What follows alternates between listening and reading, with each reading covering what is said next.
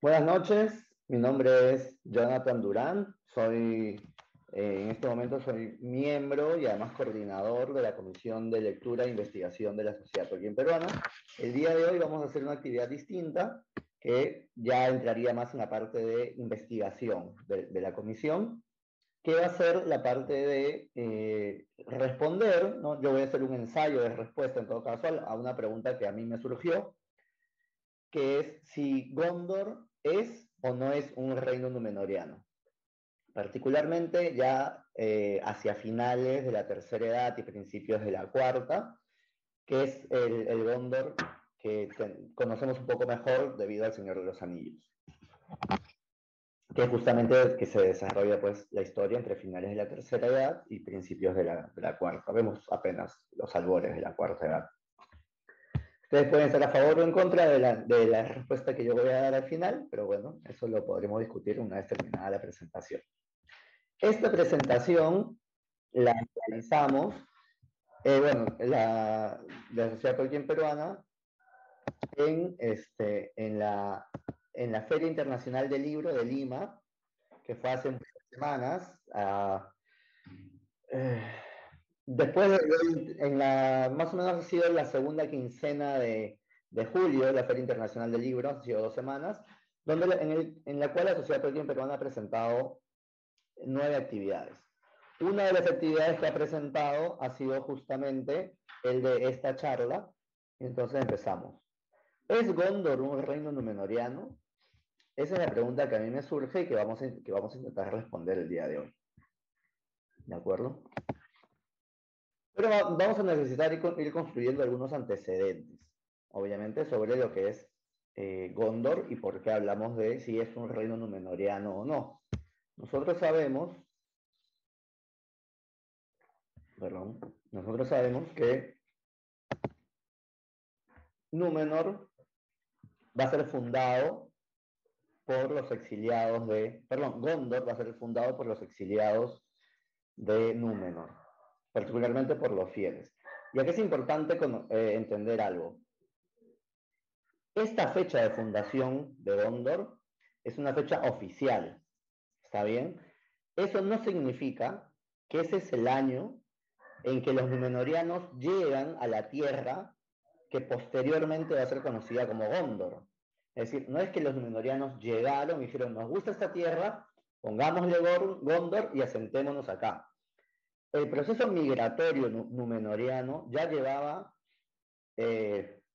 más de 1000 años, un par de milenios en realidad, entre idas y venidas, y habían llegado en un periodo, si bien exploratorio en un principio, ya se había convertido en un periodo bastante imperialista y colonialista, en el que las colonias numenorianas en la Tierra Media eran proveedoras básicamente de materias primas.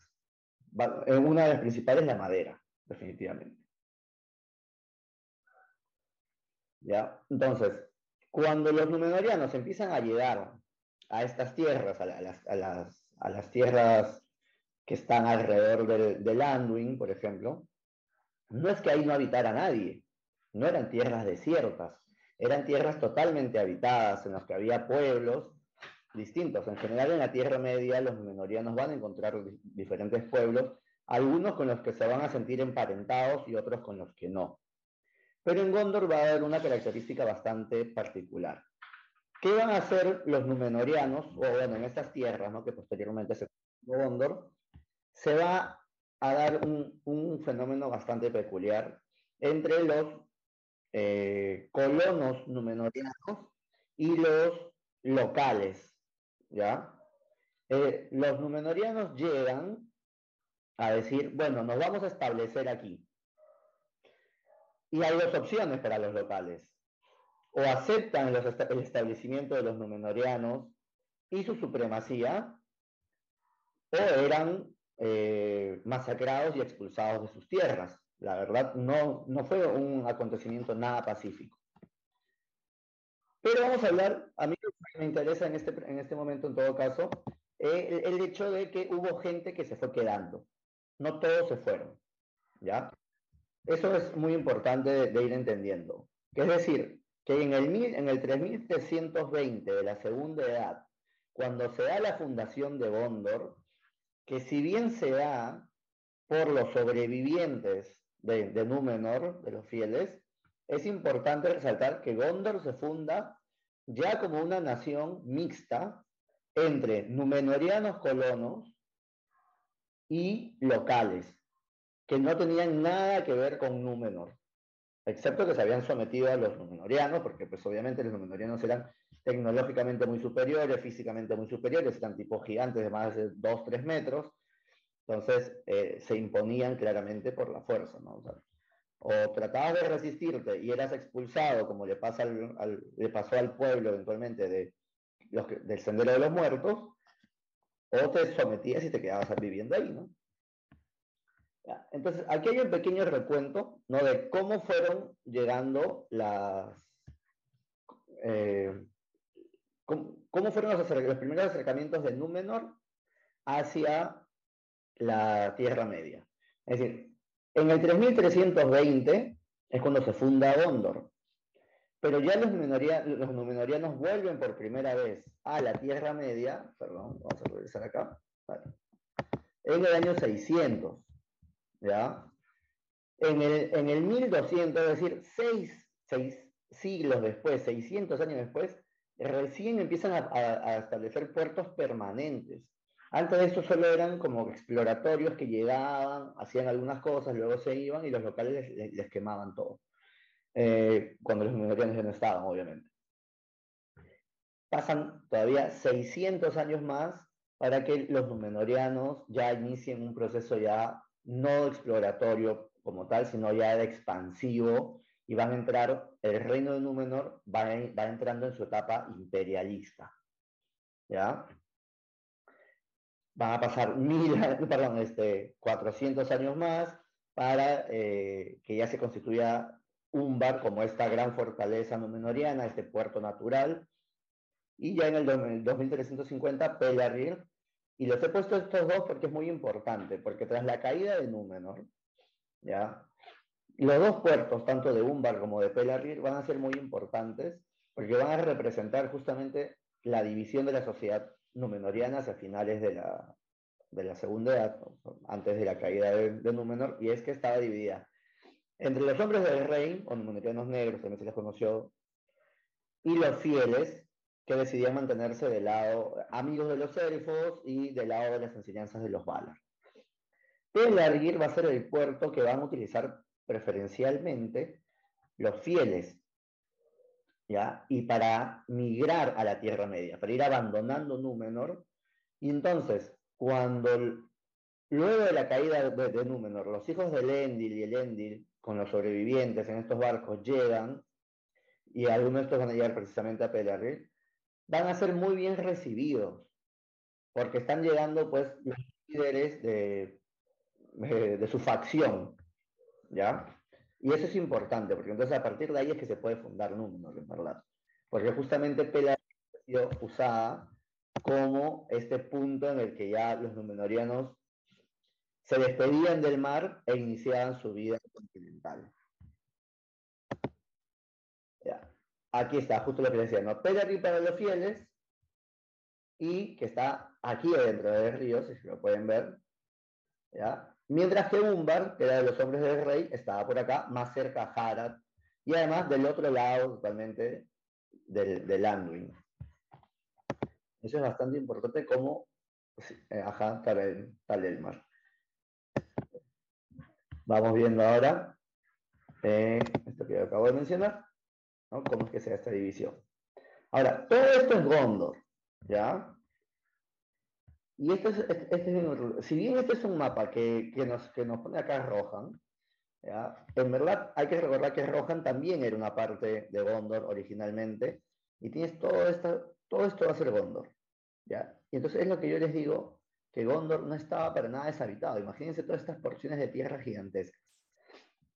Los númenóreanos establecen aquí el puerto de Pelargir, que es un puerto pues dentro del río, justamente para poder tener sus avanzadas, para poder llegar más rápidamente a sus colonias ya continentales y acercarse. Vamos a hacer acá.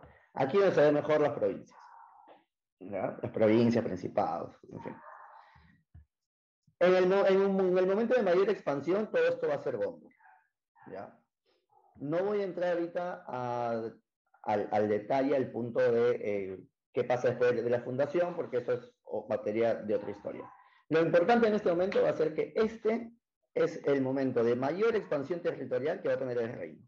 Cuando va a tener incluso la conquista de Umbar, ya todo bajo el poder de la corona de Gondor.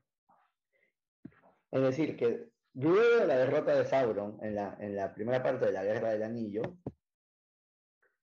perdón, vamos a revisarlo un poquito. ¿Ya? Gondor va a continuar prosperando y su pueblo también. Entonces eso significa que mucho del pueblo numenoriano de Gondor, o descendiente numenoriano de Gondor, va a ir prosperando también, es decir, va a ir creciendo. Así como también el pueblo no numenoriano de Gondor.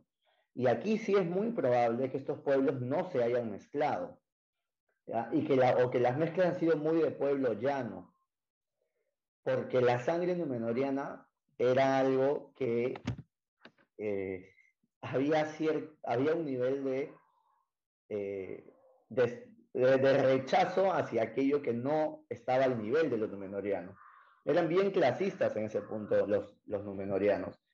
Por eso le digo que cabe la posibilidad de que solo a nivel pueblo, los numenorianos, pues que eran definitivamente campesinos, ¿ya? O bueno, familias numenorianas, porque ya no había numenorianos, ya todos eran gondorianos. ¿Ya? Entonces, aquí vamos a ver dos puntos interesantes sobre esto. En el 1050 de la tercera edad, es decir, 1000 años después de la derrota de Sauron, Yamerlasil va a conquistar Har, dándole ese momento de expansión, el pico máximo de Gondor. Su poder está como nunca antes, el reino prospera, la corona de Gondor ha sometido a sus rivales más cercanos, pero tan solo 400 años después va a iniciar algo muy importante en Gondor, y es para mí lo que va a marcar el inicio de que Gondor poco a poco deje de ser un reino numenoriano como tal. Y es que en el 1432 de la tercera edad se da la muerte del rey Valacar y el inicio de la guerra civil. ¿Ya? La lucha que Tolkien llamó la lucha entre parientes. Y es acá donde tenemos que hablar de Eldacar y de Robanio. ¿Quién era Eldacar? Eldacar era el hijo del rey Valacar. Eldacar era hijo de un príncipe numenoriano, ¿no? Que es Valacar, y de una princesa de Robanion, no de una mujer noble numenoriana, porque Valacar fue enviado a vivir en Robanion. Entonces, mientras Valacar estuviese con vida, él podría tener una esposa extranjera, pero él era un numenoriano de sangre pura. Entonces, su corona era incuestionable. El problema es cuando él muere y por derecho a su hijo le corresponde la sucesión al trono, ¿ya? Porque es ahí donde el matrimonio con una extranjera de Valacar va a generar los conflictos, porque los familiares de Eldacar, es decir, sus primos, van a iniciar una rebelión, un levantamiento, porque van a decir, no puede un mestizo llevar la corona de Gondor. No puede un mestizo llevar la corona de los herederos de Elendil, de los herederos de Númenor.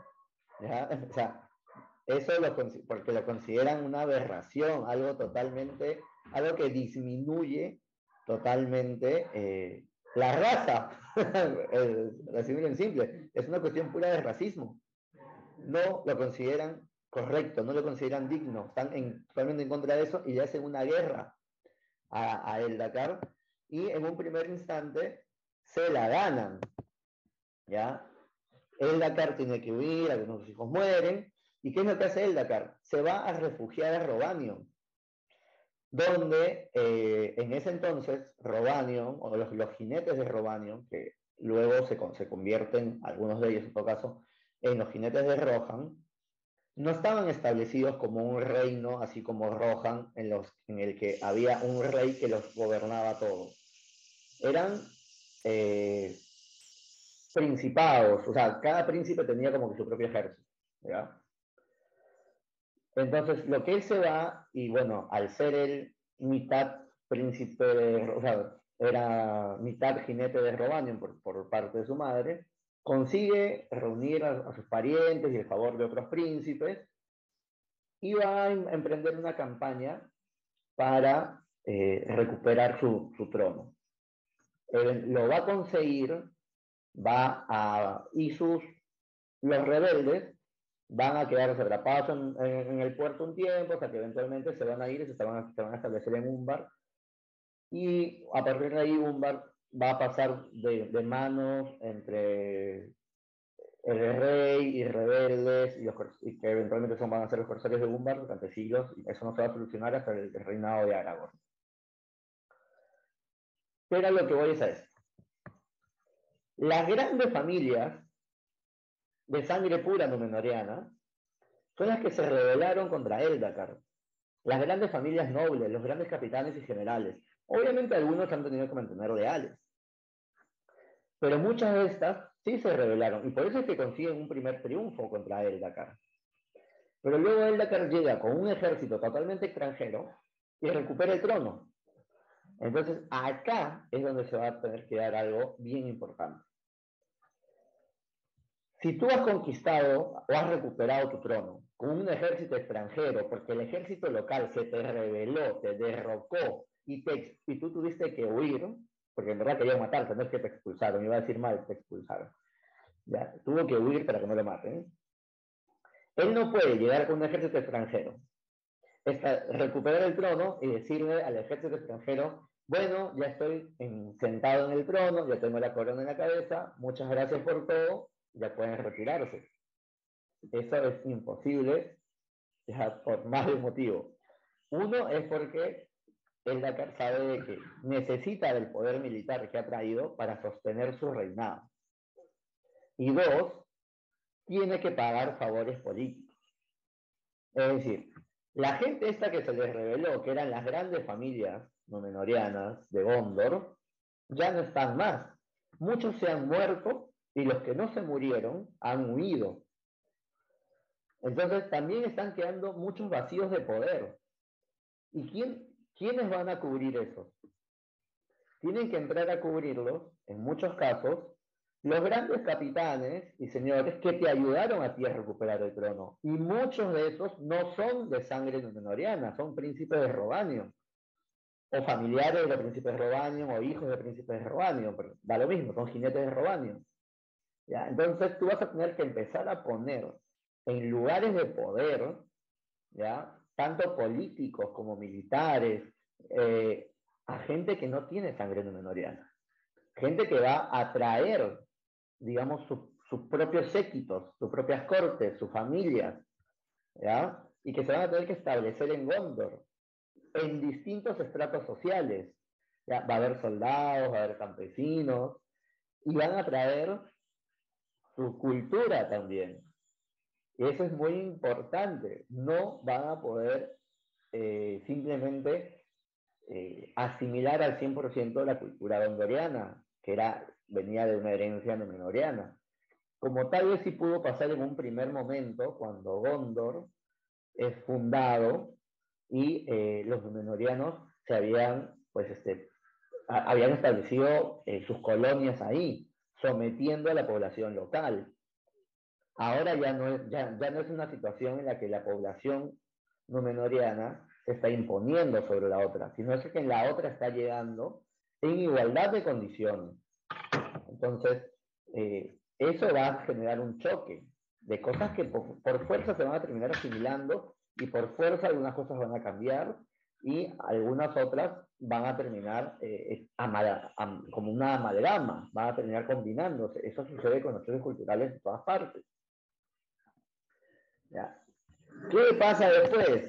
Después de los 16 años de guerra, de la lucha entre parientes y el triunfo de Eldacar.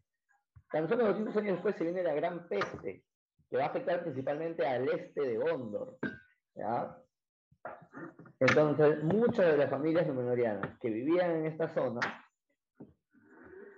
van a ir desapareciendo, ¿ya? Perdón, en esta zona acá. Entonces, en 500 años, miren, vamos a retroceder un poquito. Perdón. En el 1050, que se da la conquista de Harad, hasta la peste, han pasado, bueno, casi 600 años, en verdad. Ahí me confundí, ¿verdad? En casi 600 años, todo esto que era Gondor, ya Umbar se perdió. Umbar se perdió, para empezar. ¿Ya? Todas estas zonas de acá van a quedar muy descuidadas porque la peste los va a masacrar. Hay pueblos que han venido desde el norte y se han ido estableciendo en estas zonas. Las zonas especialmente cercanas a la corona tienen que haber establecido para mantener el control de los rebeldes y que en caso intente surgir una nueva rebelión, Eldacar pueda convocar rápidamente a sus ejércitos que le son leales. Porque si ellos han alcanzado una posición de poder dentro de la estructura del reino gondoriano, se lo deben a Eldacar. Entonces, es difícil, es difícil que esa gente te vaya a traicionar, porque saben que su posición depende de que tú te sostengas en el poder. Y porque lo sabes que los otros te odian. Ya. Una de las muestras de la decadencia de Gondor va a ser justamente el traslado de Minas Anor. La decadencia, perdón, no el traslado de Minas Anor, el traslado del trono de Osgiliath hacia Minas Anor. La decadencia de todas las regiones del este gondoriano, donde se había establecido originalmente Isildur, con muchos migrantes númenóreanos también. ¿Ya? Con muchos, entonces muchas de esas familias que todavía eran descendientes númenóreanas fueron en una decadencia terrible también. Entonces, y vamos avanzando ya, un poquito más rápido, porque la verdad que ni sé qué es, pero creo que vamos bien.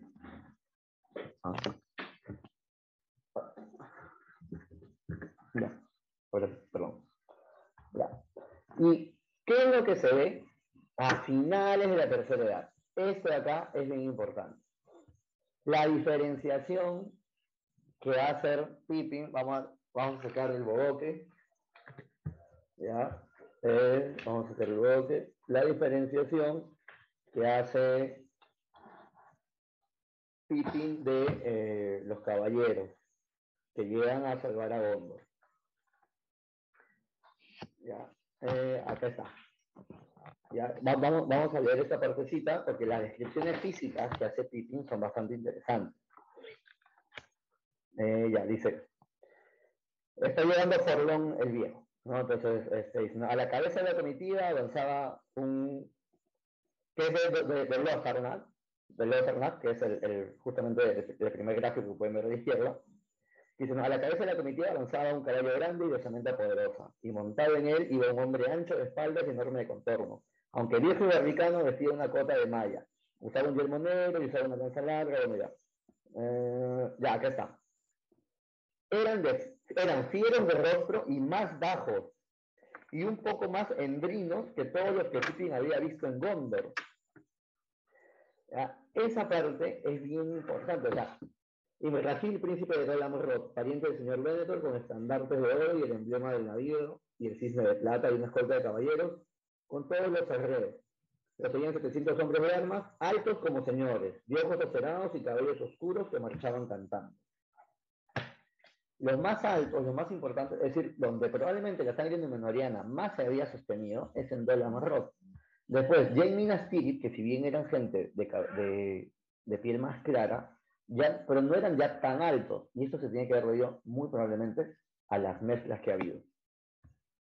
porque las mezclas que ha habido en Gondor han sido muy importantes. Y recuerdan que yo les decía hace un ratito de que él acá ha tenido que establecer eh, que muchos de los lugares de poder de Gondor hayan sido reemplazados por migrantes. Y eso ha hecho pues que entonces los matrimonios entre gente poderosa también eh, sea entre gente pues descendientes de Númenóreanos y no Númenóreanos, convirtiéndolos incluso a los gobernantes en mestizos. Bueno, y esto se ve cuando Gandalf le dice a Pippin, que están hablando sobre el entorno, y dice, no es semejante a los otros hombres de esta época, Pippin. Y cualquiera que sea su ascendencia, ajá, por un azar extraño, la sangre de Esternece le corre casi pura por las venas, como por las de su otro hijo Faramir y no por las de Boromir, en cambio que sin embargo era predilecto. Esto es bien interesante porque Gandalf nos está diciendo, sin importar cuál sea su ascendencia debería ser Númenoriana. Y nos dice, la sangre de Númenor le corre casi pura por las venas. ¿Cómo es que el hombre más poderoso del reino, que se supone que desciende de una serie de grandes señores que se han ido casando entre grandes señores, no sea de pura sangre númenoriana? O sea, el hombre más poderoso del reino también es mestizo. ¿Ya? Y podría ser o sea, justo los genes le han funcionado para que sea muy númenoriano, pero lo dice claramente. Boromir, que era su primogénito y hubiese sido el siguiente senescal de Gondor, no lo era tanto. ¿Ya? Entonces, ese es un punto que también me parece bien importante de señalar, que o sea, Tolkien nos está diciendo que los gondorianos ya no son tan númenóreanos como uno pensaría, o como a ellos les gusta decir. ¿Y entonces qué son, si no son tan gondorianos? Bueno, ahí está. Vamos a quedarnos acá nomás. ¿Ya? Voy a, mejor antes de cerrar el PDF, la información que yo estoy sacando de acá, básicamente es del Señor de los Anillos, el libro, especialmente del Retorno del Rey y los apéndices. El otro día yo conversaba con Francisco de que en casi todas las ediciones de bolsillo, que son las ediciones obviamente que la mayoría de gente compra, especialmente por primera vez, no vienen todos los apéndices, en la versión en español por lo menos. No son inglés. Solamente viene el apéndice de Aragorn y Arwen, y la mayoría piensa que ese es el único apéndice, pero en verdad hay más apéndices. Traten de buscarse los otros apéndices. Lo que pasa es que Minotauro, para las ediciones en español, sacó los apéndices como un cuarto tomo del Señor de los Anillos, por una cuestión pues netamente comercial, y le funcionó porque lo vendía. ¿Ya? Y el otro es los cuentos inconclusos del número de la Tierra Media. ¿Ya? Entonces, ahora me voy a responder desde mi perspectiva la pregunta de si Gondor es o no es un reino númenoriano. Y ya para eso ya no necesito el PowerPoint. No, desde mi perspectiva Gondor ya no es, a finales de la tercera edad, un reino númenoriano. Especialmente a partir de la gran migración de jinetes de Robanion, si bien ya había dentro de Gondor étnicamente poblaciones distintas, pero que es muy probable que culturalmente su cultura haya sido bastante sometida, ¿ya? Y que la mixtura no haya sido tanta. Ya con los jinetes de Robanion la situación cambió. Tanto étnica como culturalmente la situación ha tenido que cambiar. Pero entonces, ¿por qué decimos que Gondor es un reino númenoriano? Porque Gondor tiene algo bastante, una característica importante. ¿Ya? Y es que Gondor constituye una identidad nacional, ¿ya? Que tal vez no la supo hacer Arnor, pero Gondor sí, porque ellos son el escudo del oeste, son el escudo de los pueblos libres. Entonces, y son los herederos de Númenor haciendo esto. Entonces, esa constitución de una idea de nación, ¿ya? De una sola idea de nación, por encima de que sean o no étnicamente numenorianos, o que sean culturalmente o no numenorianos, les ha servido y los unificó como pueblo. Entonces, ya no importa en verdad si eres más o menos numenoriano, sino qué tan gondoriano eres. No sé si me dejo explicar, ¿no? O sea, si tus familias han luchado en las fronteras, si tus familias han estado en las guerras, ¿no? Si tu abuelo ha combatido a los orcos, si alguno de tus antepasados ha combatido las invasiones de los hombres del sur, de los hombres del este, o sea, este tipo de cosas que son lo que al final terminan con estas leyendas familiares y urbanas que terminan constituyendo una idea de nación. Entonces, no, Gondor ya no es un reino númenoriano, ni étnicamente, ni culturalmente lo es.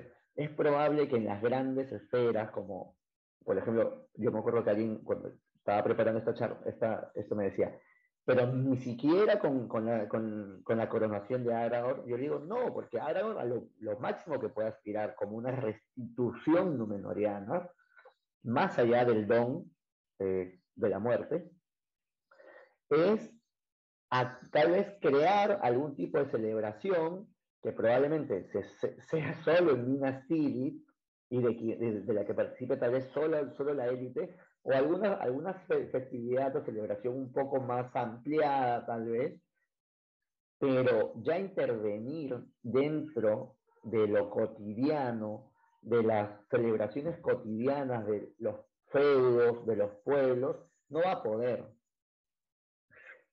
Y no creo que sea su rol tampoco hacerlo, o sea, porque no le cambia nada, ¿ya? A menos que sean pues algún tipo que descubriese que había algún tipo de celebración pagana en adoración a Sauron, la verdad, no tiene por qué intervenir en las festividades locales. Todos sabemos de que culturalmente las localidades crean sus propias festividades y que justamente cuando hay mixturas, por ejemplo, como lo hemos vivido nosotros acá en América Latina, eh, cuando se dio la invasión de Europa a América Latina y chocan las dos culturas, eh, incluso hay una mezcla entre las celebraciones eh, populares locales y las celebraciones cristianas. O sea, esto es algo que se da, esto no es un invento que yo me estoy haciendo, lo podemos ver todos los días. ¿Ya? Y, y el mundo primario y el mundo secundario de Tolkien no son ajenos entre sí, todo lo contrario, están interrelacionados. Entonces, Gondor no es ya, es otra cosa. Podríamos llamarlo, si quieren, una especie de sociedad neo-númenoriana, post-númenoriana, pero sí, una especie de criollos, pero ya no es un reino númenoriano, que lo fue en sus inicios, sí, como les repito, porque cuando van estableciendo las colonias, que son pues obviamente violentamente, ¿no? Como cualquier colonia que se establece, lo hacen de manera violenta hacia la población local, pero ya posterior la situación cambió, porque las relaciones de poder cambiaron. Y hay otro punto bien importante, los númenóreanos eran tales por los dones que tenían. Y los dones que tenían provenían de que habitaban una isla bendecida. Cuando los númenóreanos pierden la isla, luego de que Númenor pues es destruida, ¿no? Y queda sepultada debajo del mar, los dones los van perdiendo ellos también. O sea, los númenóreanos también se van acercando, o sea, se van acercando cada vez más a los pueblos de la Tierra Media. Por eso incluso van disminuyendo sus años de vida, va disminuyendo su altura, va disminuyendo sus capacidades físicas, ¿no? Porque tenían los sentidos súper desarrollados, pero todo eso lo van perdiendo. Y de eso no hay retorno, ¿eh? No importa que Aragorn sea rey, de eso no hay retorno. El día que perdieron la isla, de eso no hay forma de recuperarlo.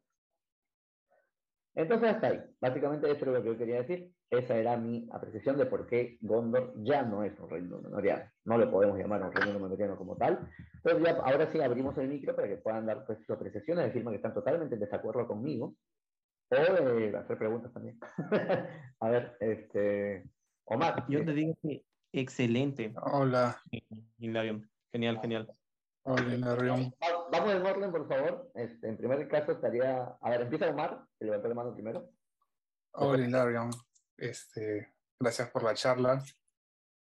Quería comentar unos puntos agregados a la exposición que has dado y ver otros puntos de vista. Bueno, a mí me parece en general que sí, sí y no. Entonces, Que como sí, o sea, comentaste, que sí y no es un reino númenoriano, una cosa así. tiene costumbres númenóreanas, pero la línea de vida ha disminuido por las mezclas que bien has expuesto. A ver, yo había numerado unos 8 puntos que había estado leyendo de los libros. Primero, bueno, que el, todo se formó cuando salieron los Númenóreanos fieles, ¿no? Los que, amigos de los Valar y los elfos. Llegó, en el primer punto, bueno, Anarion y Isildur, ¿no? Anarion crea Minas Anor, la Torre del Sol, y Isildur Minas Ithil, que es la Torre de la Luna, ¿no? Entonces, ellos traen un vástago de Nimblot, que era el árbol de Númenor en Armenelos, en la capital, que es donado por los elfos, como es un reino bendecido, y ellos llevan a Nimblot y se mantiene en Gondor, exactamente primero en Minas Anor. Después es destruida Minas Anor y y No, disculpa, Silur. disculpa. Lo pone primero en Minas Ithil, que es la ciudad de Oh, perdón, Sindor. sí, correcto, correcto. También así es destruido y Isildur salva el vástago de Nimlok y lo lleva a Minas Anor, que todavía se llamaba Minas Anor, ¿no? Ujú. En homenaje a la muerte de su hermano, después de la última alianza, ¿no? Y de ahí muere Isildur y queda sin herederos porque su último hijo que estaba vivo, que mueren en los Campos Gladios, Isildur y todos sus hijos, menos el último no reclama el reino y entonces la sucesión de reyes pasan directamente a la línea de Anarion. Y este símbolo de Nimlot muere con el senescal Belector II en 2872, el 21 senescal. Pero cuando llega el retorno del rey, sacan un vástago y otra vez el vástago de Nimlot nuevamente aparece. O sea, en este segundo punto es el vástago de Nimlot que sale de Númenor y queda en Gondor y reaparece en la tercera edad. Otra cosa que trae Isildur de Númenor fue la piedra de Erech, la piedra negra, ¿no? Una piedra redonda que la pone en las faldas de las montañas blancas y donde le hace jurar al rey de las montañas, ¿no? Que en cualquier problema a Isildur, que si hay un problema, que vengan a ayudar y en la última alianza no les da la gana y quedan malditos, ¿no? El pueblo de las montañas que al final aparecen con el retorno del rey. Las Palantiri también traen de Númenor, ¿no? Que son creadas por Feanor, las traen Isildur y Anarion y las instalan en Minas Ithil, Minas Anor, Osgiliath y Orthanc. La de Osgiliath, como mencionaste, cuando se destruyó, ahí se perdió la Palantiri de Osgiliath y las otras 3 permanecieron, ¿no? Y como mencionaste, sí, cuando llegaron Isildur y Anarion, ya existían los Númenóreanos fieles, sobre todo en Belfalas y en Pelargir, ¿no? Y ahí queda el último, que era el príncipe Inrahil durante las batallas de Pelennor, ¿no? Al final. Diré, y con respecto a los años, se había investigado que Hador, el séptimo senescal, fue el último con una vida Dúnedain de 150 años. Y de ahí comienzan a caer la sangre númenoriana y llega con Belector II y él muere con 100 años. Fue el último senescal que muere con 100 años y después van bajando los años. Ujú. Ahí acotar de que el linaje de Anarion se terminó cuando, no me acuerdo cómo se llama el rey, ese último rey que va donde estaba a Minas Morgul y y el brujo Angmar lo invita y él va como un desafío o algo así y lo matan y ahí y ahí comienzan los senescales, pues, ¿no? Después ahí vi que los cuatro, en el máximo esplendor de Gondor, habían cuatro reyes de barcos, ¿no? O sea, Ship Kings, estaba leyendo. Taranor, Erniasil, que mencionaste, hasta Yarmendasil. Eso lo asocio a los numendarinos que también eran reyes que navegaban, ¿no? Solamente al comienzo de Gondor estaban los reyes que navegaban también en Gondor. Esos cuatro, ¿no? Taranor, Erniasil, Kiriandil y Yarmendasil, que toma un barco, como mencionaste, claro. Y otro punto importante es que el rito funerario se mantiene, tanto en Númenor como en Minas Tirith, es el rito funerario de los reyes. En Númenor, en el Valle de las Tumbas, en las faldas del Meneltarma, habían cámaras abiertas donde guardaban las tumbas de los reyes y las reinas de Númenor. Y eran embalsamados. Y ese rito se mantenía en la Casa de los Muertos, creo es, ¿no? Atrás como que se va hacia el cerro de Minas Tirith hacia atrás. Eso lo está en una carta, creo, que estaba leyendo, que lo toma, eso lo toma de los egipcios Tolkien. Me pareció leer eso que comentaban en una carta. Entonces, sí, a mí me parece que en la parte de costumbres se mantiene el ritual del árbol Nimlo, los ritos funerarios, y se mantiene la línea de Anarion, aunque ya menguado en años, ¿no? Por el retorno del rey, ¿no? Porque toda la línea de Elendil tenían un parentesco directo con Elros. No me acuerdo por qué rama, pero en el árbol sale que descienden de Elros, y entonces se mantiene la línea de Anarion, ¿no? Pero ya disminuida como por las mezclas que has expuesto durante la época de la rebelión de los parientes. Y la última parte que menguó el poder de Gondor fue cuando llega la invasión de los Aurigas, me pareció leer por algún lado, que los terminó ya de menguar en poder, ¿no? Y bueno, por eso al final yo opino que sí, no una parte de costumbres y no la parte ya de disminución de edad, porque ya no son puros, pues, ¿no? Ya están mezclados. Claro, pero justo esas costumbres que tú has dicho, que son reales, son ciertas, ¿no? Y que y que hay símbolos, todo eso, es lo que yo mencioné, ¿no? De que Aragorn iba a poder tal vez restituir algunas cosas. Por ejemplo, esta cuestión funeraria era de los reyes y los senescales, no es del pueblo. ¿Ya? Seguramente el pueblo enterraba a sus muertos también, con sus propios rituales. Claro, eso solamente era de los reyes de Númenor, Claro, o sea, y de Gondor. por eso te decía yo, ¿no? Y que ahora tal vez pueda restituir algún tipo de celebración, algo, pero que el alcance va a ser seguramente a nivel nobleza, Minas Tirith y exagerando algunas tierras alrededor. O sea, pero eso tal vez va a ser una celebración que la gente le sume a sus propias celebraciones.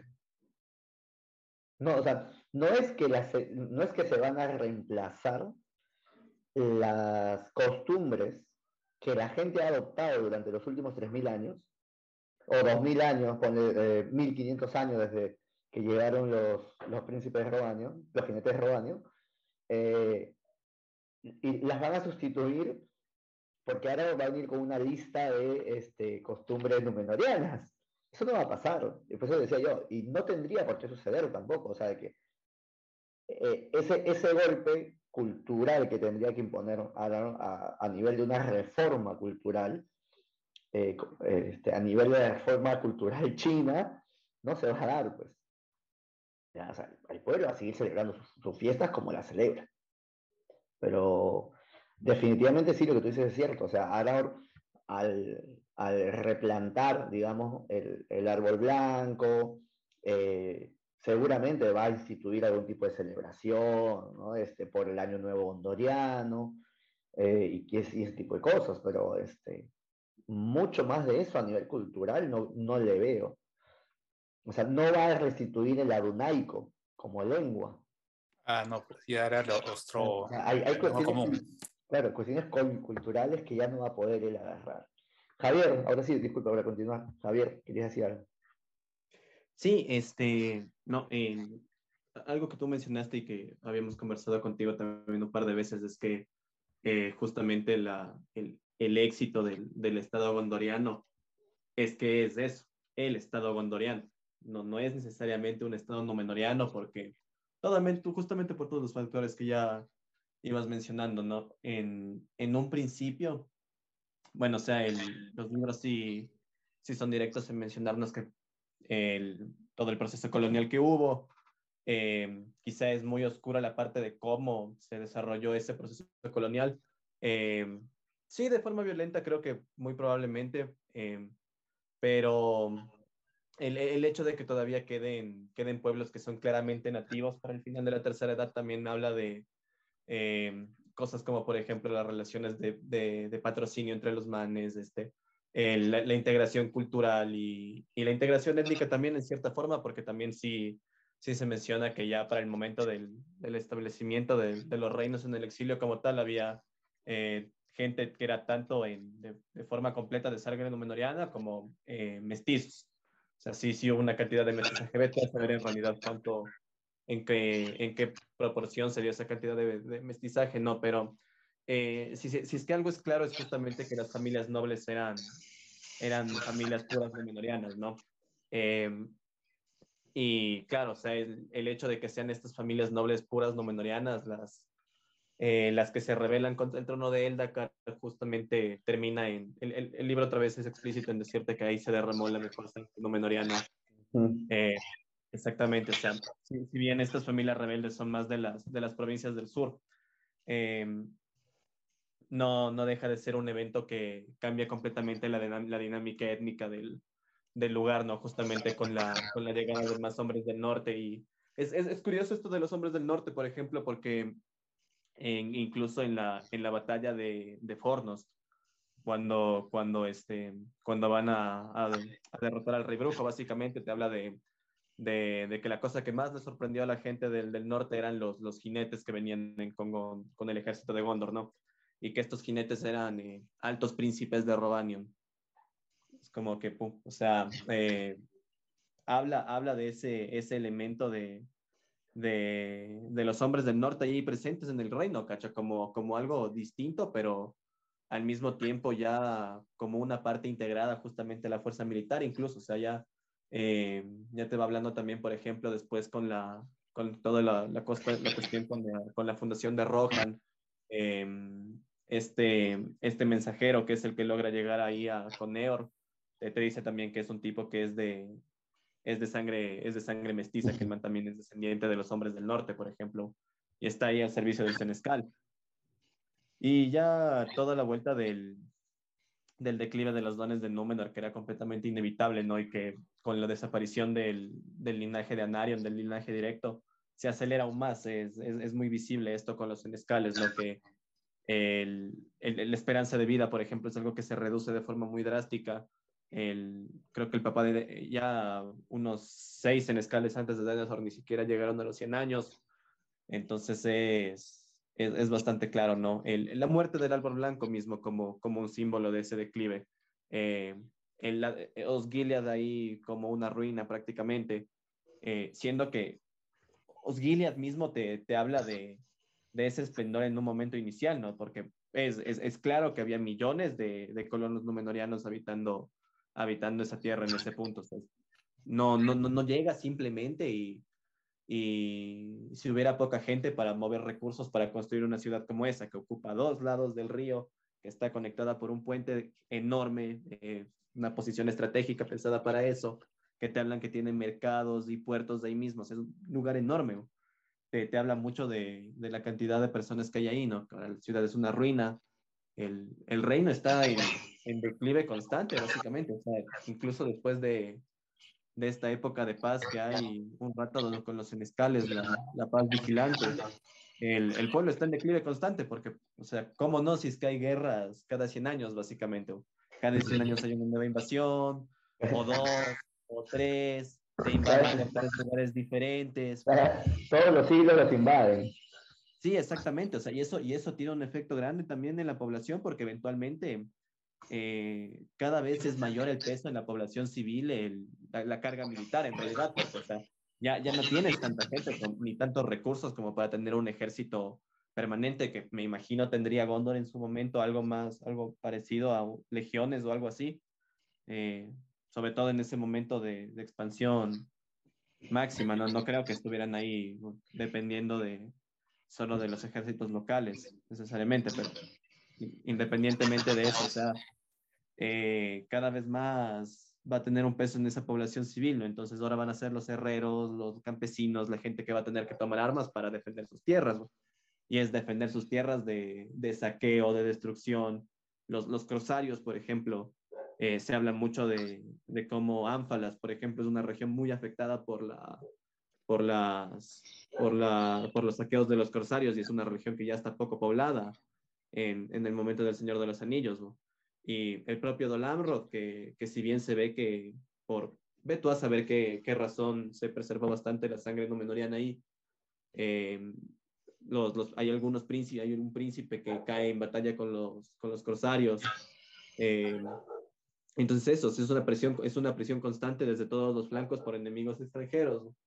Y obviamente eso va a tener una repercusión en la cantidad de gente que hay, ¿no? Las personas de por sí van a empezar a tener menos hijos.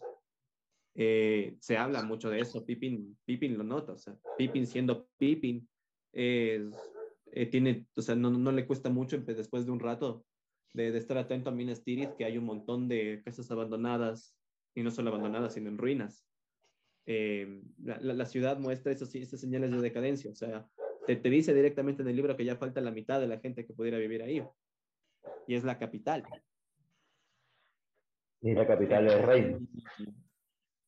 Entonces, exactamente, o sea, es un estado completamente diferente el que encuentra, en el que Aragorn retoma o reivindica el linaje de Elendil al que de verdad fundaron en un principio los hijos de Elendil.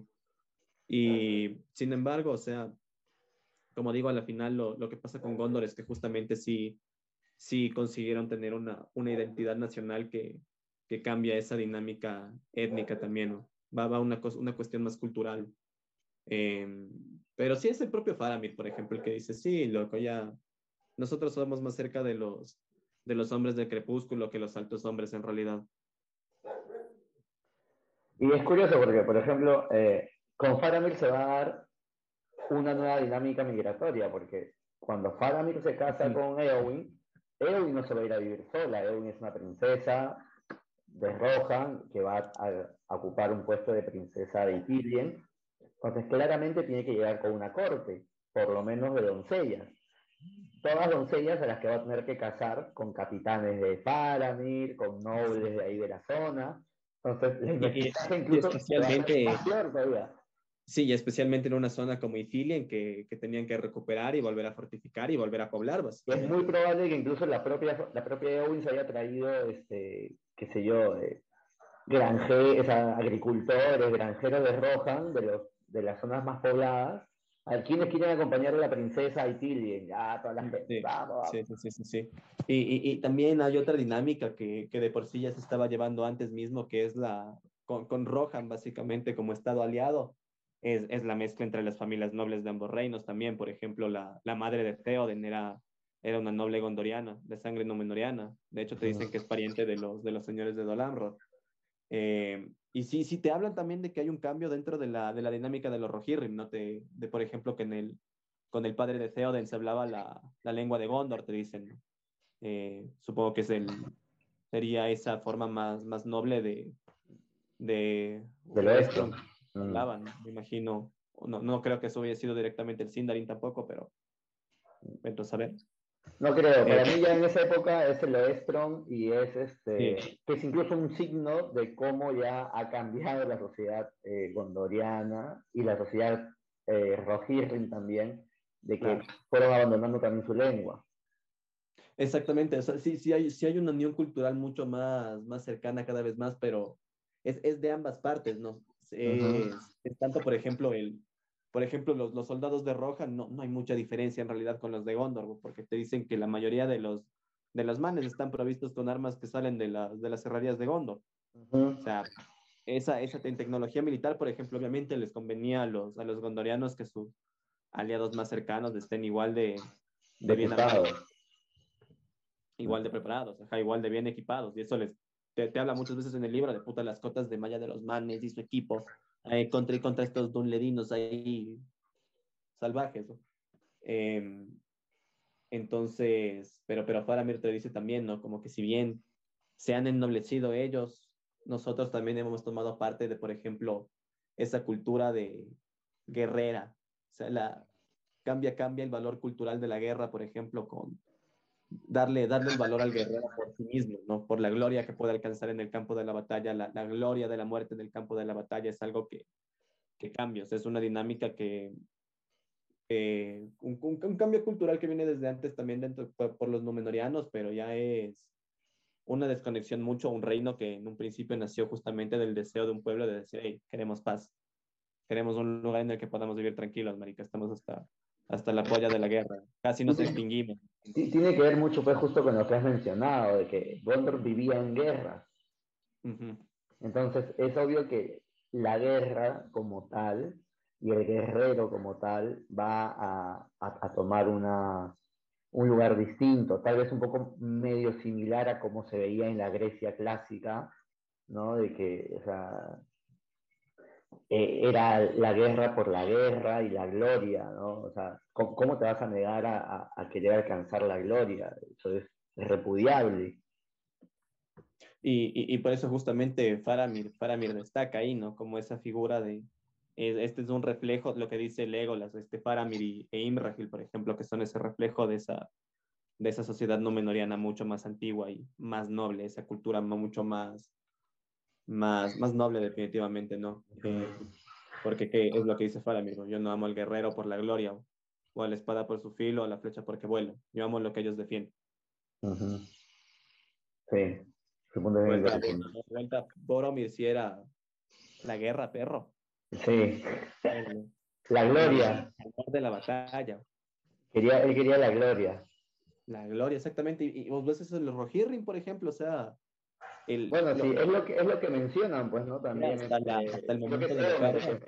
creo que es Eomer el que menciona, ¿no? Que Ujú. Boromir era más parecido a ellos que a los altos señores de Gondor.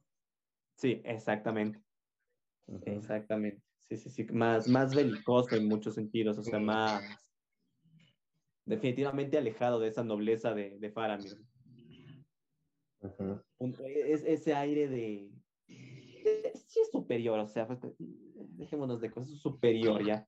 Sí, carajo, la vida es gente que en su momento, sí, eran bendecidos, o sea, era un pueblo con dones muy especiales, digamos, ¿no? O sea, y es ese reflejo en Faramir, que no se ve tanto en Boromir, más allá de la parte guerrera. Ujú. Sí, sí, dale. Elizabeth, ¿tú ibas a decir algo? ¿No? Ya. No, no, nada. Ah, ya, ya. Me pareció que hace un rato habías querido decir algo. Ya. Omar, ¿habías vuelto a levantar la mano? Sí, no, era justo que estaba mencionando a Boromir y a Faramir. Mencionar unas palabras que dijo Boromir en la Comunidad del Anillo. No creáis que en la tierra de Gondor se haya extinguido la sangre de Númenor, ni que todo el orgullo y la dignidad de aquel pueblo hayan sido olvidados en, en la Comunidad del Anillo, ¿no? Y, y agregar de la historia de Tal el Mar, el cuento inconcluso que hizo Tolkien, que está en la historia de la Tierra Media, sobre lo que mencionaste al inicio, de cómo percibieron la llegada de los barcos númenóreanos, los pueblos que ya habitaban en la Tierra Media, ¿no? La historia de un papá y un hijo, Con y terror. con Con terror, terror. claro, y una muy buena historia, ¿no? Bueno, Y y es, Talía el Claro, o mar, sea, por ejemplo, llegaban del sí, mar en unos barcos enormes y se bajan tipo de 3 metros. ¿Quién no va a sentir exacto. terror? ¿No? no, y más allá de eso, o sea, independientemente de lo que te diga el viejo, sea verdad o no, es el reflejo de la percepción que tiene el pueblo nativo, de decir, puta loco, estos vienen a la primera, son vivos y traen cositas, pero ahí Y es, aprovechan para contar el número de la gente y llegan en barcas pequeñas, ¿no? Y, y es si, por, y se van. Y si es y que no vuelven, tenemos suerte, porque cuando vuelven, vuelven con acero. esa es una de las razones por las que los dunlendinos, los Ba, los orientales tenían tanto odio a los, a los que vinieron de Númenóreanos. Númenor, ¿no? Los A los- números. Es que los númenóreanos los cazaban. ¿Cómo no le Sí, van a llegó tener una... odio? Además, claro, los númenóreanos habitaban un bosque y los Sí, númenóreanos lo desaparecieron completamente, lo talaron por completo el bosque. ¿Cómo no les van a odiar? Cada vez que los númenóreanos se iban, les prendían fuego a todo lo que habían hecho, con la esperanza de que no vuelvan nunca más. Porque los odiaban, porque los númenóreanos llegaban y se apoderaban de lo que les daba la gana. esos eran los numenoreanos negros, me imagino, ¿no? Los que, No, los númenóreanos, y como tal. esto que pasa en el Huatlo, en el bosque de esa región, es antes de que caiga la sombra sobre Númenor, aparentemente Ajá. incluso. Eso, ahí no había división entre númenóreanos negros y No había númenóreanos todavía blancos. división cultural, No nada. había. Ahí. Acá hay un punto interesante con los númenóreanos. Los númenóreanos cuando llegan reconocen que hay, por lo menos ellos reconocen dos tipos de hombres, de humanos. Los intermedios, digámosle, que estaban emparentados con ellos, y ahí es donde reconocen a los que después se van a convertir en los jinetes del norte, ¿ya? Que les reconocen cierto parentesco, que en verdad sí son, todo quien lo dice, descendientes de una rama, digámosle, del pueblo de Ador, que nunca cruzó hacia Beleriand, Sí, sí, o que sobrevivió. emparentados. ¿Ya? O sea, se quedaron en el viaje, no llegaron hasta Beleriand. Entonces, los Númenóreanos reconocen a esta gente como unos parientes inferiores y tienen un tipo de trato con esta gente. Pero a otro tipo de humanos, que son los humanos bajos, digámosle, como son los dunledinos, no les reconocen ningún tipo de parentesco. Entonces, para ellos estos deben ser humanos oscuros, humanos de los que se aliaron con Morgoth en la primera edad, los que los maldijeron, ¿no? Que por culpa de ellos se perdieron tantas guerras, porque los númenóreanos tienen los recuerdos de lo que ha sucedido. Entonces, los tratan muy mal, pues. Los expulsan, los matan, ¿ya? No necesariamente por una cuestión de que sean malos o buenos, sino porque es una dinámica en la que entran, pues, ¿no? Y también hay que tener en cuenta que entran en una dinámica en la que los númenóreanos llegan y se apoderan de lugares que ya estaban habitados y los habitantes van a intentar de alguna forma también defenderse, entonces van a empezar a haber roces y Inevitablemente. en los que los pueblos nativos siempre perdían. Y estamos hablando de las etapas gentiles de Númenor, la etapa exploratoria de Númenor, de reencuentro con los hermanos perdidos. Ya cuando Númenor entra en su etapa imperialista, es otra cosa, ¿sí? Pero claro, por ejemplo, a la final el trato sí se diferencia un poco en el norte, sobre todo, ¿no? Con los fieles, porque en el caso de los hombres de Harad, pues ni bien tienen el chance, ya les derrocan a los tiranos númenóreanos y les masacran, básicamente. Sí, Entonces, si es que eso sí. en todo caso, los fieles, seguramente. Sí, eso digo, el choque violento es inevitable, sobre todo cuando consideras que a partir que será por ejemplo, del año 2000, 2800, por ahí, la persecución de los fieles se vuelve más Claro, opresiva. o sea, los fieles eran en sí mismos ya un Una pueblo minoría, perseguido. claro. Ujú. Pero Entonces, claro que hablamos de una que minoría en provenía, un pueblo que tuvo sus buenos 2000 años para crecer, ¿no? Entonces, de repente, también en ese momento hay un éxodo más grande. Ahí es cuando de verdad empieza definitivamente tiene que haber habido un colonización. éxodo gigante, para que, por eso era que yo mencionaba, ¿no? De que los fieles empiezan a utilizar el puerto de Pelarrir para despedirse del mar, Exactamente. Y si e uno iniciar se fija, su vida continental, y eso ha tenido que ser migraciones gigantes, exactamente, ajá, o sea, ya gigantes, son migraciones familias gigantes de enteras. gente, pero cientos de miles de Mm. gente llegando a vivir a Gondor, estableciéndose durante siglos, para que cuando lleguen 7 barcos, ¿ya? Para que cuando Claro. lleguen los 7 barcos de Elendil y sus hijos, ¿ya? Los 5 en este caso a Gondor, ajá. Bueno, ya, hasta que lleguen 5 barquitos puedan fundar un reino, pues. No, no, sí Exactamente, o sea, ahí venía son la nueve, élite. nueve. Perdón, ya, 9, sí, tienes razón. 5 a Son Gondor y nueve, son 4 nueve. armas. 4 armas. 4 armas, Ajá, sí. 5 a Gondor y 4 armas. Entonces, o sea, llegan 5 barcos y fundan un reino. Ya, claramente eso ya estaba pobladísimo. estaba más poblado. Sí, claro, sí te dice Y directamente, por por su ejemplo, gente. Por su gente. Por eso que, o sea, cuando ellos llegan, los reciben y los nombran reyes, pues. Porque son, Porque pues, sus están señores. Entonces, y exactamente. además que eran los últimos descendientes, de todas formas, de la Elros, dinastía de Elros. ujú, Elros. Y como le explica Denethor a Faramir, en un reino como Gondor, es decir, en los reinos que son descendientes del Númenor, no cualquiera puede ocupar el trono, tienes que ser un descendiente de Elros, tienes que tener sangre maya, exactamente, no, no cualquier cojudo va a hacer eso. claro, tienes que tener sangre Sí. maya, Y yo no definitivamente. entiendo por qué, yo no entiendo por qué el último hijo de Isildur no reclamó el trono, se quedó ahí nomás y Pues pasó a No es nadie. necesario, es que no, No es lo la cosa, mencionan. no, no, no lo mencionan directamente, pero o sea, como que sí te da a entender lo siguiente, está.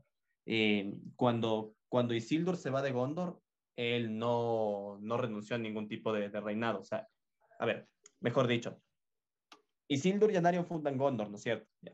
Pero Elendil, su padre, funda Arnor. Ujú. Elendil era el alto rey de Arnor y Gondor. Sí, Funcionalmente pueden ser independientes los reinos, pero en teoría, el alto rey al que le deben lealtad y el que puede tener, por ejemplo, la habilidad de coordinar, digamos, un movimiento militar de ambos reinos, estaba en Arnor, era Elendil. En teoría, cuando muriera Elendil, ese alto reinado iba a pasar a Isildur, ¿verdad? es que Ya, claro, Isildur era su hijo mayor, Elendil. muere Elendil y Anarion en la última Exactamente. alianza. Muere Elendil, muere Anarion, entonces con lo que pasa es Isildur le deja el reinado de Gondor a Meneldil, que es el hijo sobreviviente de Anarion, ¿ya? Y es un tipo que ya tiene como unos 100 años ahí, seguramente también veterano de guerra. Eh, Y pero le deja con la misma condición, en esa misma condición de rey de Gondor, pero hasta que con regrese. Isildur mismo como el alto rey, ¿ya? Entonces en teoría le debe lealtad a él. Se mueren Isildur y sus 3 hijos mayores, y ¿quién queda en Arnor? Un niño de 13 años. Un niño de 13 años en un reino que está a cientos de kilómetros de Gondor y que de hecho desde un principio siempre fue más débil, estaba menos poblado. La división entre los nativos y los Dúnedain era mucho más tensa. Mucho Eh, más profundo era ahí. ajá, y con Isildur se murieron como los 300, seguramente los que seguramente eran 300 nobles más poderosos del lugar, seguramente estuvieran ahí. Así Los campos, funcionaba, por ejemplo, los campos los guardias Blades. reales, ¿no? También tenían funciones administrativas muchas veces. Entonces, como que se mueren parte de esa nobleza de Arnor, y a la final queda un niño de 13 años ahí, ¿no? Que tiene que esperarse a los 25 para poder ejercer el reinado formalmente, ¿no? Entonces, tienes a un, tienes a un rey ya nombrado que tiene 100 años, del que se dice es el último hombre nacido en Númenor incluso, eh, que en teoría debería decirle, bueno, ahora tú eres mi señor, a su primo, un niño de 13 años en un reino en decadencia, que Y a tiene cientos de, y a todo cientos de kilómetros. a cientos de kilómetros. Ajá, entonces, ¿por qué lo va a hacer él?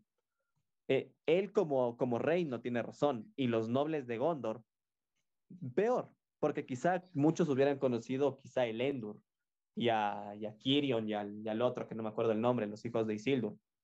Pero pucha, ¿quién es para ellos? ¿Quién es para los nobles Valandil? nadie. Y Valandil no tiene ningún tipo de poder político como para decir, hey, pero tú me debes lealtad. Eso, No, eso. Y yo creo que el poder político ha sido lo que lo dejó de No exactamente. lado. tenía poder político ni militar para por lo menos Claro, claro, intimidar a su primo. Pero como sí, dice sí, Javier, si hubiese sido el Endur, es muy probable, o sea, si el Endur hubiese sobrevivido a los campos gladios, es muy probable que la dinastía de Anarion sí hubiese decidido reconocer al menos la formalmente. supremacía el rey de Arnor. Pero más allá de que reclame o no el trono, eh, el, eh, con los siglos eso se iba a perder, pues. Porque Arnor, más allá de que hubiese sido un reino, o sea, entró en una decadencia terrible, entró en una decadencia absoluta. Incluso cuando uno de los últimos reyes quiso reclamar el reino de Gondor, le dijeron, sal de Dijeron, acá, no, dijeron, sal de no, acá. busqué, loco, o sea, No es que, sabemos quién eres. Claro, el Senescal inmediatamente no lo dejó. sí, Claro, literal, o sea, dijo, no, no, así, seco, así, no. ajá, le dijeron, sal de acá. Los Senescales también eran descendientes de los Dúnedain, ¿no? Estaba leyendo por Sí. ahí. De Claro, o sea, hecho, los que Dúnedain eran los Númenóreanos. ajá. Cualquier Númenóreano es un Pero Dúnedain. lo que sí, no te mencionan directamente en El Señor de los Anillos, eso está en uno de los libros de la historia de la Tierra Media. El primer senescal de este linaje, Húrin de Minarden, era pariente de un rey de Gondor. No recuerdo cuál exactamente. Sí, como era Pero era común, pues que pariente. normalmente nombraban a un pariente que no Exactamente. tenía, que no La podía cosa aspirar al trono. Exacto, sino que la cosa viene aquí que hay una otra dinámica, es justamente lo que tú mencionabas, que la dinámica social y gubernamental cambia completamente después de la lucha entre parientes, ¿no? Y es el hecho de que sí te mencionan que la, el linaje de los reyes se fue reduciendo cada vez más porque Se mantuvo la línea había mucha más directa. presión sobre ellos. La línea de Anarion se fue reduciendo porque de repente, si había sospechas sobre alguien, puta, se abría para Umbar, te lo dicen así. Claro, es que Entonces, justo la casa real, que había ujú, venido en crecimiento, ya con muchos primos, sobrinos, exactamente. queda a casi nada luego de la lucha de parientes. Básicamente queda a Eldacar y sus herederos, ¿ya? Y como dice Javier, cada vez que alguien que podía tener algún tipo de aspiración al trono se le sospechaba algún tipo de rebelión, antes que lo maten, huía y se convertía y se volvía un rebelde de verdad. Así no hubiese sido su intención. Ujú. Se volvía un rebelde de verdad porque sabía que le iban a matar. Porque es la única forma Entonces, de asegurar el trono. claro, entonces, por ejemplo, por eso de repente iban a surgir tanto nuevas familias nobles que van a tomar importancias, ¿no? Entre estas, por ejemplo, la de esta gente de Minarden, que, puta, ve tú a saber qué clase de pariente eran, quizá era un primo segundo, un primo tercero, algo así, pero eran parientes. Sin embargo, no lo suficiente como para que después de la muerte del último rey puedan ellos decir con toda seguridad y confianza, nosotros somos Los del nuevos linaje. reyes. Ujú. Y sobre todo considerando que hay familias como las de los príncipes de Dolamro, que son parientes de Lendil también, y Ujú, justamente por eso son príncipes. claro, pero tampoco pueden reclamar el trono. Exactamente. A lo mucho que podrían haber aspirado, tal vez, en caso la casa de los senescales hubiese desaparecido, probablemente hubiesen podido intentar reclamar el gobierno del reino, ¿no? Ujú. Y que una facción de la casa de Dolan Roth se mueve a Minas Tirith e inicie ahí una dinastía de senescales, por decirlo de una forma. Pero Un no hubiesen principado podido como jamás reclamar tal. el trono. Porque el trono de Gondor solo lo puede tener alguien que tiene sangre maya, pero y que tiene que tener como que además otros pergaminos. Lo de Aragorn fue como, si Aragorn hubiese ido antes de la Guerra del Anillo a reclamar el trono, le decían, lo votaban como un pordiosero.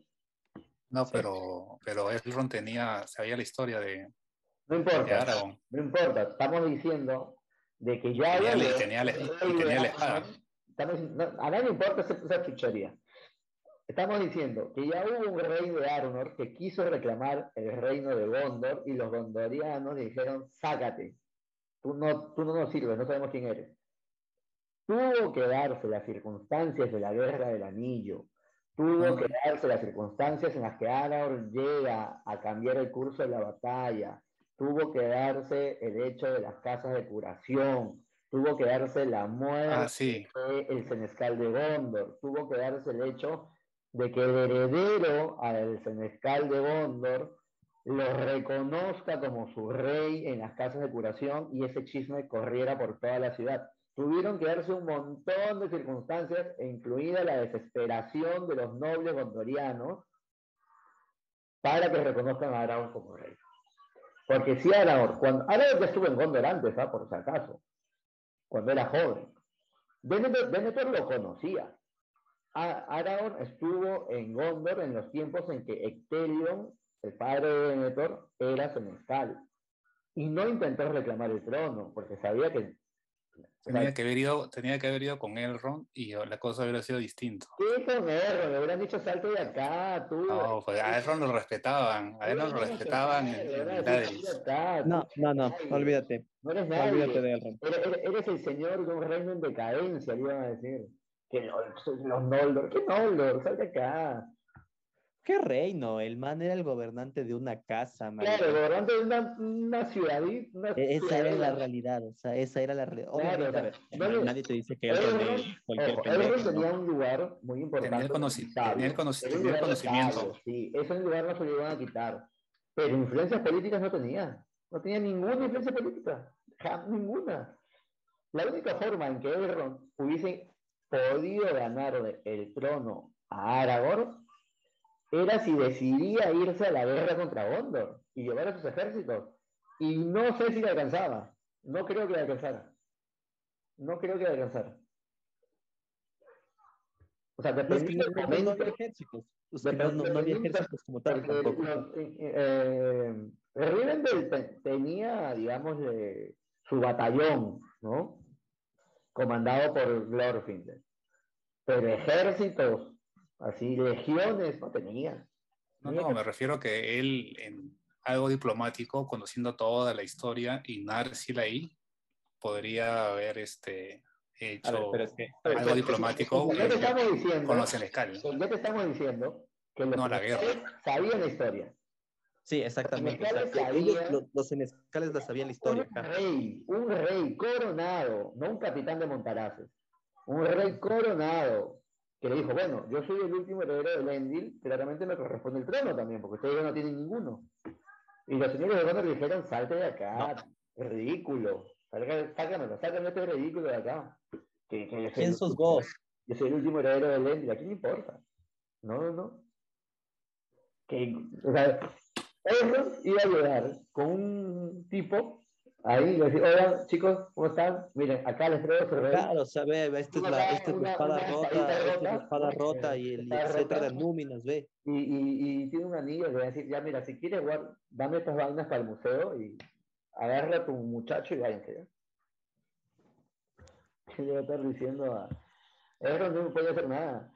Si no se daba las circunstancias, Aragorn no iba a ser rey, ni de casualidad. O sea, claro, el rey tenía que tener propiedades curativas como médico, ¿no? Sí me acuerdo. Y eso ocurre. Pero por eso estoy diciendo, para que Aragorn llegara a ser coronado, como efectivamente fue coronado, tuvo que darse una serie de sucesos. Por ejemplo, la desesperación de los señores de Gondor, de los capitanes del oeste. ¿Ya? Que Aragorn atravesara el sendero de los muertos, que pasara toda esta cuestión mística con los muertos, que liberara el sur, o sea, porque Aragorn llega liberando el sur, primero, libera los feudos del sur, empieza a dar órdenes en los feudos del sur, luego remonta el río con sus ejércitos, no con los muertos, acuérdense, ¿eh? Los muertos nunca llegan a esa batalla. Los propios gondorianos. Llega él como capitán de ejércitos gondorianos. Como capitán de ejércitos gondorianos, revierte el curso de la batalla y, además, se encuentra en medio de la batalla con con el nuevo rey de Rohan, de quien Y es que amigo, saluda como un mijín. de quien es amigo. O sea, ya hay una influencia política, o sea, llega habiendo impuesto una influencia militar. Llega y de plano en medio de la batalla demuestra que tiene una influencia política importante con el aliado más fuerte de Gondor, que además tiene un ejército dentro de la capital. Y a partir de ahí se da otro evento místico, que es el de las casas de curación. Pero el hecho de que el es príncipe de religioso. Lambros le reconozca Claro, inmediatamente también, porque le ve en batalla, ahí se influye, claro, ahí o se sea, influye el príncipe de que tengan Durin primero lo a reconocen Narsil. los señores de las Feudos del Sur. Lo reconocen el príncipe de Dolan Roth. Lo reconoce Faramir, que por derecho era el nuevo senescal del reino. Lo reconoce el rey del más poderoso aliado del reino. O sea, todas esas cosas se tienen que dar, además del evento místico de la casa de curación, para que el pueblo diga, este es nuestro rey. Entonces la gente dijo, está bien, ese es el rey. Pero si no se daban estas cosas, Aragorn era un Claro, o sea, es justamente el peso se genera el peso de todo eso para que cuando Faramir diga, este es Elessar, piedra del elfo, hijo de Arathorn, hijo del dice quién, hijo de Valantil, hijo de Isildur, del heredero de Elendil. Ahí, claro, lo quieren como rey, pero incluso con todo lo que el pregunta. man hizo antes, el que si llega Elrond a decir, este es de la izquierda, ¿quién serás, loco? ¿Quién serás vos?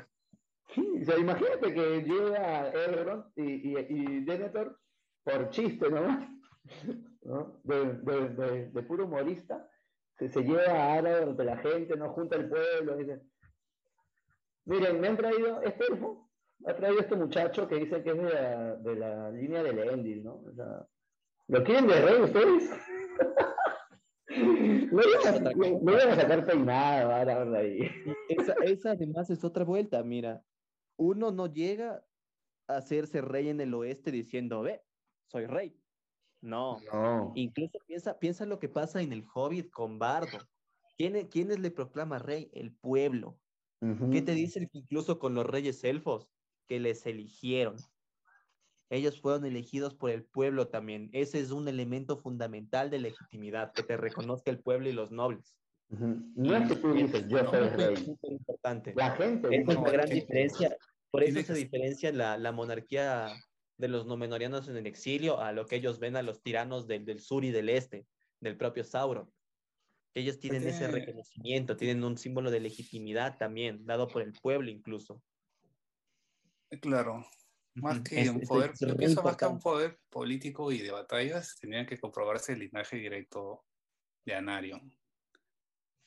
No, porque para la continuidad. Tú puedes crear los pergaminos. Porque si tienes solo poder y tomo y no eres descendiente de Anarion, no puedes ser rey, ¿no? Exactamente. Por más poder que tengas, político, no, militar. Claro. Por eso los senescales no eran reyes. Exacto. O sea, ahí sí ni se sentaban en el trono, ¿no? Se sentaban abajito. Exactamente. Claro, había esa como es la cuestión con Aragorn. O sea, aparte de la cuestión militar, el man llega con la cuestión mística, ¿no? Las manos del rey son manos que curan. Y llega que con el llega estandarte de del norte y dos elfos y un elfo y un enano. Es cosa que la gente dice como que, oye, ¿quién es este mano? Claro, llega con el estandarte de Elendil en esa... Él, que el mismo Tolkien... Aragorn... Que nadie había... ningún señor había ostentado el emblema de Elendil en años innumerables.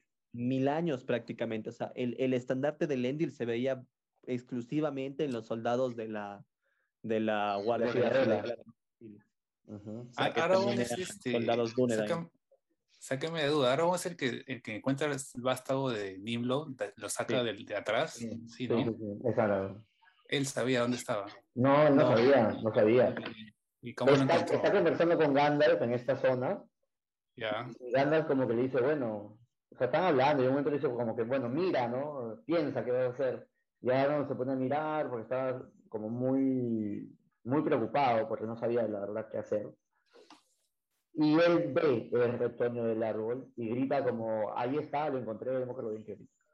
y va y incluso lo saca así nomás, porque estaba claramente las raíces encimita, ¿no? Lo saca así nomás y lo planta. Pero lo encuentra casualidad. Aragorn nunca había ido a esa zona, no tenía ninguna idea de que ahí existía un vástago del árbol blanco. Y más bien, Gandalf le dice que las semillas del árbol blanco pueden sobrevivir muchísimo tiempo, que son siglos, y germinar después de mucho tiempo. Entonces le dice, si en algún momento tú o tus herederos ven que como que la sombra empieza a caer sobre Gondor de nuevo, como que planten una semilla del árbol blanco para que pueda volver a germinar en algún momento, ¿no? De necesidad. Pero no, Aragorn no tenía idea, le encuentra casualidad. Esas piedras negras que trajeron de Númenor y Isildur, con esas piedras negras también hicieron Orthanc, ya me acordé ya. Ah, De Stone of Eric, claro, con la que Sí, las sí, que traen. esta piedra negra, sí. Por ejemplo, Sí, la muralla la exterior de traen, Minas Tirith derecha de esta piedra igual. sí, sí, todo eso. donde hacen el juramento, De haberlo ido el llevando los juramento. primerianos también a través de los siglos, ¿sabes? Porque 9 barquitos no iban a entrar. No, ahí menciona que lo lleva Isildur, ¿eh? Eso sí, me acuerdo, sí estoy seguro. Lleva la piedra de Eric. Esa piedra Ya, negra. pero no las piedras con las que hicieron Orthanc ni con las que hicieron la No, muralla de Minas Tirith. eso sí, de todas maneras, de tiempo atrás las llevaban. Tienen que haberlas llevado durante siglos. Sí, por eso es que es una piedra especial, porque los Ents no podían romper esa piedra. Eso está en las dos torres. Sí, esa es la otra cosa, es el declive va en muchas aristas, no solo es militar, político, económico, demográfico, científico, cultural, Científico, arquitectónico. Porque incluso tectónico, el mismo Pippin se da cuenta que claramente las mejores construcciones son las más antiguas. las más antiguas. Ujú. Y mira, estamos hablando Gimli también lo dice después. ¿no? O sea, es Pippin encima que se da cuenta de esas cosas. O sea, Pues debe ser como que es una bien cosa así obvio. bien estúpidamente obvia, sí. Pero es como, por ejemplo, si es que uno ve los bustos de los emperadores romanos de la época dorada, a cuando ya ves el Imperio tardío, o sea, es como que cualquiera se va a dar zona de ese, que como mínimo el estilo artístico es completamente diferente, ¿no? Por no decir que se ve más feo, se ve más turro. O sea, cambias de ese modelo del modelo clásico griego, del hiperrealismo a cada vez más minimalista. Eso es un estilo completamente diferente. O sea, claro, o sea, alguien que no sepa de arte se va a dar cuenta de uno, así como que ahí ve. Hablando de arte, esa construcción de Armenelos y de Minas Tirith, eso se han inventado en la serie porque son igualitos casi. O está en los libros. Esa parte no recuerdo la construcción de la No, capital de Armenelos. Es no idéntico a hay Minas Tirith. descripción de Arménelos, en realidad. No hay, No ¿no? hay como que una descripción muy detallada, ¿no? No, lo que han hecho es más o menos tratar de referenciar para que algunas cosas, ¿no? Para que la gente diga, mira, como en el meme de Leonardo DiCaprio, ¿no? Exactamente. Bueno, quiero ya ir cerrando, porque ya por la hora que nos está ganando, quiero agradecer tu presencia. Como les decía, la mayor parte de la información que yo he dado hoy, la he sacado. No se ve bien. Está, El Señor de los Anillos, este es el bodoque que tiene todo. Ahí están mis anotaciones. ¿Ya? Del Señor de los Anillos, especialmente de la parte de los apéndices y del capítulo de Pippin cuando llega, y de el libro de los cuentos inconclusos de Númenor y la Tierra Media, que es uno de los libros que más recomiendo leer de Tolkien, para quienes se quieran meter en investigar un poco más la obra. No se olviden, los días miércoles, 8:30 de la noche, estamos leyendo el Silmarillion. Solo lo hemos pausado esta semana. La próxima semana retomamos. La caída de Gondolin. Ya nos toca ver la caída de Gondolin. Ya estamos avanzando ya bastantito. Quiero agradecerles a todos su presencia, su paciencia, porque ya han estado ya como 1 hora y media conectados. Y la idea es ir haciendo más de estas actividades, que no todas las haga yo, sino también otras personas, ¿no? Dentro de la comisión de investigación, y poco a poco ¿Verdad? vayamos armando algo, y tal vez, Yo me puedo ofrecer a lo que conversamos la vez pasada, a hacer una exposición del Kalevala. Eso dale, sí, dale, lo conversamos por es, interno, porque estaría interesante, porque la idea es, pues, no solamente leer a Tolkien, ¿no? Sino también, o sea, que está muy bueno leer a Tolkien, sino también ir sacando algo, ¿no? Enriqueciendo la lectura con un poco de producción, con un poco de debate, un poco de, ¿no? Por ejemplo, estos temas políticos, eh, que a veces no se discuten tanto, ¿no? Pues, cuestiones culturales, antropológicas de, de, de los escritos, que Tolkien no le gustaba mucho por a veces ahondar en eso, pero está bueno para entender un poco más cómo funcionaban las dinámicas internas, ¿no? Porque es un mundo que está tan rico también armado que da para estas discusiones. Entonces, muchas gracias a todos, a todas por haber estado acá, y los esperamos el día miércoles para continuar con la lectura, y vamos a ver, Omar, para que puedas preparar tu exposición también, pues, ¿no? Sí. Vamos a ir creando una serie hay un backup de posiciones y de trabajos. Muchas gracias a todos, ¿no? Nos vemos el miércoles, espero que gracias, estén. Gracias, estuvo bien gracias por la interesante. exposición.